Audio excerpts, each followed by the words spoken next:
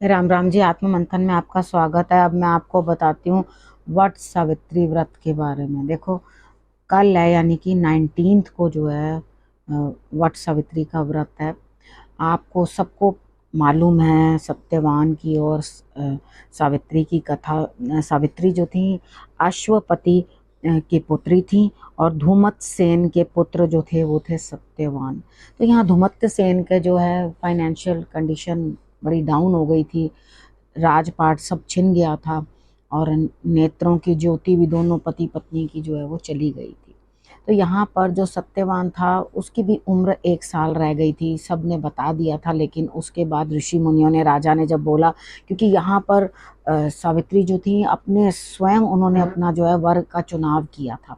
तो यहाँ जब उनको सबने देख के बताया कि इसकी तो उम्र सिर्फ 1 वर्ष है, तो उसने कहा कोई बात नहीं, चाहे जो भी हो मुझे इसी शख्स से शादी जो है वो करनी है।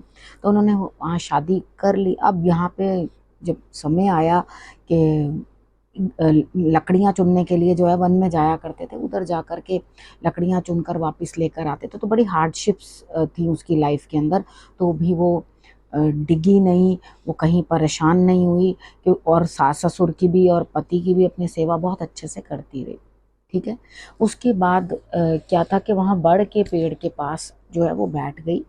जहाँ वहाँ पे ही वो लेट करके थक गए तो वो भी उनके सिरांधे ही बैठ गई। उसने देखा कि ये तो यमराज आए हैं और एकदम सूक्ष्म सी कोई जोत निकाल कर ले जा रहे हैं। तो वो यमराज के पीछे चल पड़ी। जहाँ उसने देखा कि वो दिव्य जोत चल रही है, वो उस साथ ही उनके साथ चलने लगी। उसको समझ में आ गया कि प्राण निकल गए हैं।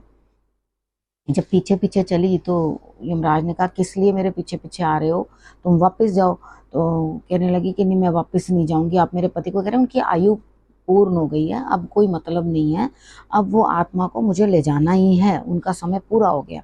तो वो कहने लगी लेकिन ना मैं नहीं जाना चाहती, मैं चाहती हूँ मेरे पति की जो है आप आयु छोड़ दो, यानी कि आप उनको, उनकी आत्मा को मुक्त कर दो ताकि वो आराम से जो है वापस अपना गृहस्थ जीवन जी सकें। तो आप इतनी जल्दी उनको लेकर मत जाओ। बहुत बार यमराज ने मना किया, लेकिन उसने अपनी हट नहीं छोड़ी। साथ साथ चलती रही। उन्होंने कहा पुत्री, मैं तेरे से प्रसन्न हूँ, तो मुझसे कुछ भी एक वरदान जो है अपना मांग लो। तो उन्होंने आगे से कहा जी मैं 100 पुत्रों की माँ बनूं। उन्होंने कहा तथास्तु, बहुत सारे पुत्र हो तुम्हारे। ठीक है। अब यहाँ पर कहने लगी और फिर चलती जा रही, चलते कह रहे हैं अब तो 100 पुत्रों का वरदान दे दिया, अब क्या चाहिए। कह रहे मेरे सास ससुर की आंखें जो खराब हैं वो भी ठीक हो जाएं। उन्होंने कहा चल भाई तथास्तु, वो भी ठीक हो गई। अब आगे आगे चलने लगी तो कहने लगी आपने, वो कह रहे हैं अब क्यों पीछे पीछे आती जा रही है, अब क्या लेना है। तो अब तो मैंने 2 वरदान तुम्हें दे दिए जो जो तुमने मांगे हैं बेटा, अब और क्या चाहिए तुमको। तो कहने लगी तुम एक बात बताओ ना, आपने मेरे को 100 पुत्र होने की जो वरदान दे दिया, तो ये मेरे पुत्र होंगे कैसे जब पति नहीं होगा। तो वो हंस पड़े और कहने लगे ये लो अपनी पति के जो है प्राण वापस लौटाता हूँ और ले जाओ। यानी कि उसकी हठ जो थी, एक जिद थी, वो अपने पति के प्राण वापस लेके आई। तो उसी के लिए जो है जितनी लेडीज़ हैं वो ये व्रत रखती हैं। ठीक है। तो यहाँ पे नॉर्थ इंडिया में जो है ये वाला व्रत रखा जाता है, उसको वट सावित्री व्रत के नाम से जाना जाता है। इस दिन करते क्या है, बरगद के पेड़ के ऊपर, बड़ के पेड़, उसको बड़ का पेड़ भी कहा जाता है, उधर जाके 108 जो है आपने कच्चा सूत जो होता है वो लपेटा जाता है, लपेटे दिए जाते हैं 108। ठीक है। अगर आप कम देना चाहते हो तो 11-21 भी कर सकते हो, लेकिन 108 मेरे हिसाब से ज़रूरी है। ठीक है। उसके बाद मंत्र पढ़ना है, वहाँ मंत्र पढ़ने हैं, नमस्कार करना है और अपने पति की जो है आयु बड़ी हो वो आपने जो है मांगना है। ठीक है। तो यहाँ पर ये जो भी लोग ये व्रत करते हैं, जो नहीं भी करते वो भी जाके कर सकते हैं। वो जाके बड़ में मीठा जल जो है वो डालें। जब आपने एंड के अंदर, जब आपने वो लपेट लिया है सूत, 108 बार मंत्र बोल लिए, प्रदक्षिणा कर ली है उतनी, तो उसके बाद आपने मीठा जल जो है उसके अंदर अर्पण कर देना। उसके बाद सुहाग का सामान भी है जो वो भी आप मंदिर में पंडितानी जी को दे सकते हैं। ठीक है। चाहे तो अपनी सास को दे दो, चाहे तो पंडितानी को दे दो। ठीक। आप वहाँ पर जाकर उधर सुहाग का सामान, लेकिन वैसा मत ले जाना। छोटा सा एक सुहाग पूरा मिलता है, उसमें ना कंघी चलती है ना काजल किसी काम का होता है, ना कुछ देना है तो किसी को अच्छी चीज लेकर दो, पूरा प्रॉपर चीज लेके दो, सिंदूर काजल, मतलब देना है तो अच्छी चीज दो। कोई इस्तेमाल ही ना करे, उठा के एक साइड में रख दे, तो उस चीज का भी क्या लाभ है।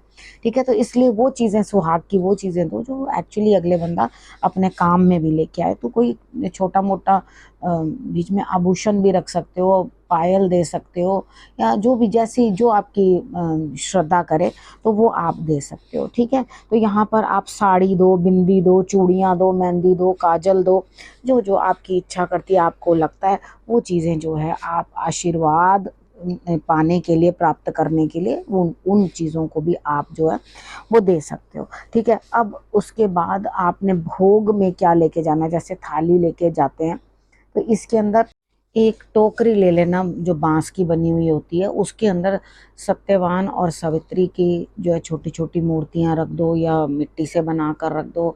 और उसके बाद लेकर बड़ के पेड़ के ऊपर आपने वो सब लेकर जाना है। उसके अंदर ड्राई फ्रूट्स ले लो, छोटे छोटे भोग लगाने के लिए, मतलब छोटे छोटे होते हैं ना ड्राई फ्रूट्स, तो वो ले लो भोग लगाने के लिए। गोला ले लो, धूप दीप ले लो। उसके बाद आपने मीठा जल तो बता ही दिया मैंने आपको, वो लेना है आपने। और उसके बाद धूप दीप जो है, दीप भी जलाना है, धूप भी वहाँ पे जला कर आना।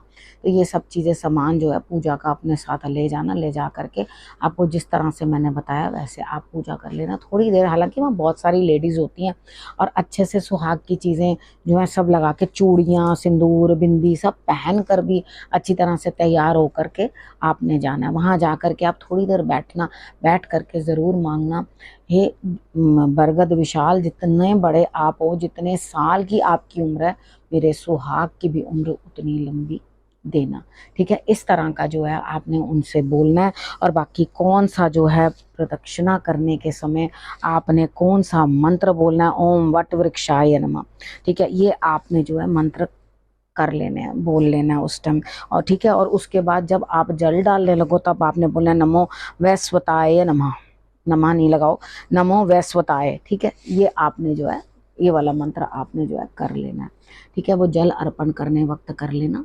अब आपको मेरे हिसाब से मुझे लगता है मैंने सभी कुछ बता दिया है। आपने सुहाग का पिटारा जो है वो ज़रूर अपनी मदर इन लॉ को दे देना। उसमें आभूषण का ये चीज़ है कि आप आभूषण के लिए ये चीज़ कर सकते हो कि कोई भी किसी भी प्रकार की चीज़ ले सकते हो आप। सर पे लगाने वाला भी कोई क्लचर वगैरह कुछ इस तरह से अच्छा सा लेकर दे सकते हो। लेकिन ये मैं ज़रूर कहूँगी आपको कि आप नॉर्मल अच्छी चीज़ें लेकर के ही देना किसी को, ताकि कोई लगाए और आपको ये चीज़ सोच के कहे कि हाँ, बाकी चीज़ें तो कोई लगाता ही नहीं है। अगर आप इस तरह की चीज़ किसी को दे भी रहे हो तो लाभ क्या, आपने तो इसीलिए दिया है ना कि वो लगा पाएँ और उसके बाद उनको उस चीज़ का जो है फ़ायदा मिले। लेकिन यहाँ पर क्या चीज़ हो गई, वो लगा ही नहीं पाएंगे, उठाकर एक कोने में रख देंगे, तो फिर उसका क्या फ़ायदा हुआ, वो तो जल प्रवाह जाएगा सारा। ठीक है ना, तो आप उनको बढ़िया नेल पॉलिश, बढ़िया मेहंदी, चूड़ी, सिंदूर, ये सब चीज़ें आप उनको ठीक ठाक से अच्छे से लेके दो। जो आप खुद यूज़ करते हो वही किसी को दो। ठीक है ना, तो आप देखो आपके लिए कितना अच्छा जो है भगवान फल देंगे। मैं प्रार्थना करती हूँ ईश्वर से, बरगद विशाल से, कि भाई आप लोगों के सबके सुहाग बने रहे, सदा सुहागन रहो। भगवान आपको खूब सुख दे, बच्चों का सुख दे, आपके लिए सब। अब समझ गए मैं क्या कहना चाहती हूँ। विषय को यही करती हूँ समाप्त। अगले विषय के साथ फिर से आपके पास आती हूँ, तब तक के लिए नमस्कार।